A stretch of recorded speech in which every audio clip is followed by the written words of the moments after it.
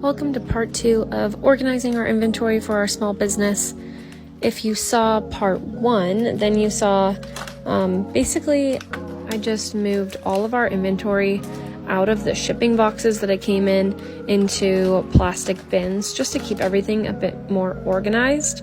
It was starting to get a little disorganized in those boxes that they came in, and we want to make sure that it's just super easy to find exactly what we're looking for when we're packaging orders. So continuing on in this part 2, as you can see here, I am just messing around with this labeler.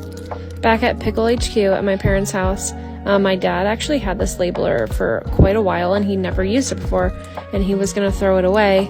And I was like, wait, that's perfect for organizing. So as you can see, I was looking at the instructions. I was kind of confused trying to get it set up because at first when I turned it on, it wasn't even turning on.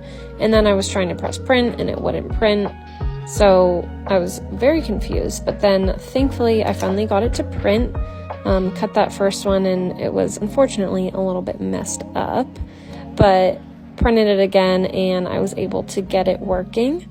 So I just printed a label for each of the 4 bins that we have, the different shirts, the hats, and the totes.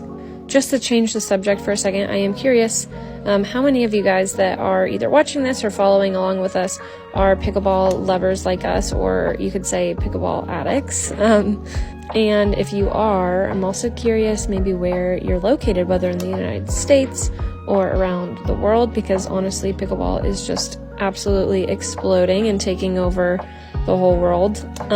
We're from Southern California and San Diego, and it's definitely a big thing here, so we love to hear where else it's growing. Back to what I'm doing, I printed out all of those different labels, and then here I am just labeling each box. I couldn't really figure out how to customize the stickers to look exactly how I wanted. I know that there's some different ways you can do it, but honestly, it doesn't really matter, so I just went with exactly how they printed my first try.